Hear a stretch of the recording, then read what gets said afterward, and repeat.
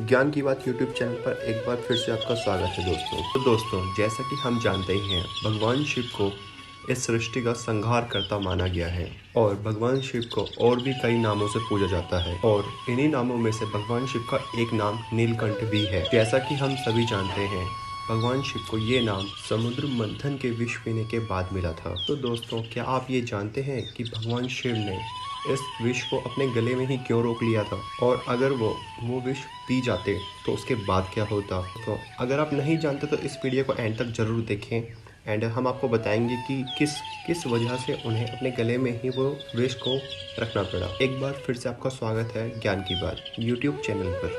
तो दोस्तों, इस कथा का वर्णन भगवत पुराण और विष्णु पुराण में किया गया है। विष्णु पुराण के प्रथम अंश 9वें अध्याय के नंद कथा के अनुसार एक बार महर्षि दुर्वासा देवराज इंद्र पर क्रोधित हो जाते हैं और उन्होंने इंद्रदेव को फिर श्राप दे दिया कि तेरा तीनों लोगों में वैभव नष्ट हो जाएगा।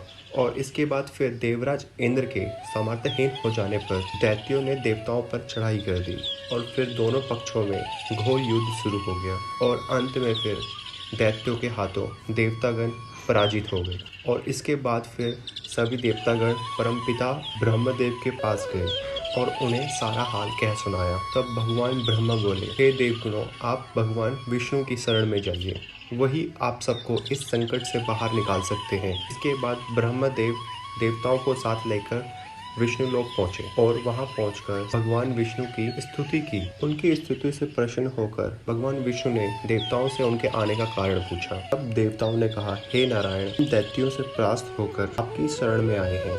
हे भगवान, आप अपने तेज से हमें सशक्त कीजिए। देवताओं के मुँह से ऐसी बातें सुनकर भगवान विष्णु मुस्कुराते हुए बोले, हे देवगणों, मैं आप सभी की शक्ति पहले की तरह कर दूंगा, परंतु अभी जैसा मैं कहता हूँ आप सिर्फ वैसा ही कीजिए। तब देवगण बोले, प्रभु, हमें क्या करना होगा? भगवान विष्णु बोले, आप सभी को मिलकर दैत्यों के साथ समुद्र का मंथन करना होगा। इस मंथन से अमृत निकलेगा, जिसे पीने के बाद आप सभी लोग अमर हो जाएंगे और फिर आपको कभी कोई परास्त नहीं कर सकेगा। भगवान विष्णु की ये बातें सुनकर सभी देवता हैरान हो गए। तभी ब्रह्मा जी ने उनसे पूछा, हे प्रभु, लेकिन दैत्यगण हमारी इस काम में सहायता क्यों करेंगे?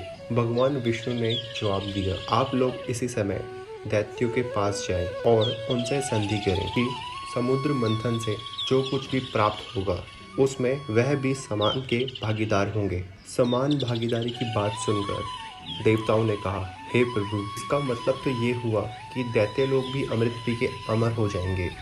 देवताओं की यह बातें सुनकर भगवान विष्णु पुनः मुस्कुराते हुए बोले कि नहीं, ऐसा नहीं होगा, क्योंकि मैं कुछ ऐसा उपाय करूंगा जिससे दैत्यों को अमृत नहीं मिल पाएगा और उनके हिस्से में समुद्र मंथन का सिर्फ कलश ही आएगा। यह सुनकर देवगण अत्यंत प्रसन्न हुए और भगवान विष्णु को प्रणाम कर दैत्यों के पास चले गए। वहां पहुंचकर देवताओं ने दैत्यों को समुद्र मंथन में सहायता करने के लिए कई प्रलोभन किए, जिससे इस कार्य में दैत्य भी मदद करने के लिए राजी हो गए। इसके बाद मद्राचल पर्वत को मंथन और नागराज वासुकी को नीति बनाकर समुद्र में समुद्र मंथन का कार्य आरंभ किया गया। वासुकी का मुंह दैत्यों की तरफ था, की पूंछ देवताओं की ओर, और मद्राचल पर्वत को नीचे से भगवान विष्णु ने कछुए के रूप में पकड़ रखा था। समुद्र मंथन में सबसे पहले जल का हलहाल विष निकला। विष की ज्वाला से सभी दैत्य और सभी देवता जलने लगे, उनकी कांति फीकी पड़ने लगी। इस पर सभी ने मिलकर भगवान शिव की प्रार्थना की। प्रार्थना पर भगवान शिव ने जहर को हथेली पर रखकर पी गए, किंतु उसे कंठ से नीचे उतरने नहीं दिया। उस कालकूट विष के प्रभाव से शिव जी का कंठ नीला पड़ गया और दोस्तों, इसी वजह से शिव जी को नीलकंठ के नाम से भी जाना जाता है। उनकी हथेली से थोड़ा सा विष धरती पर भी टपक गया था, जिसको सांप, बिच्छू आदि विषैले जानवरों ने ग्रहण कर लिया था।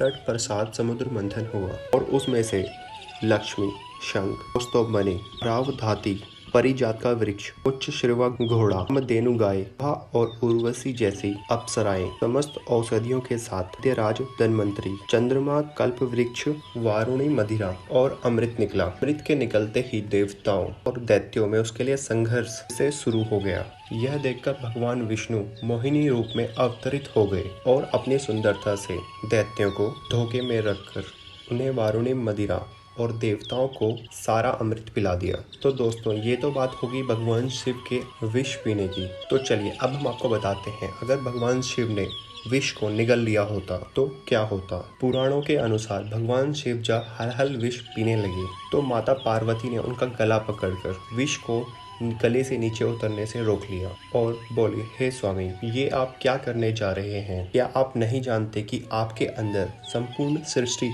समाहित है? यदि आप इस विष को निगल गए संपूर्ण सृष्टि का विनाश हो जाएगा। देवी पार्वती की ये बातें सुनकर वहां उपस्थित सारे देवतागण विष की ज्वाला को शांत करने के लिए भगवान शिव पर ठंडे गंगा जल की धारा बरसाने लग गए।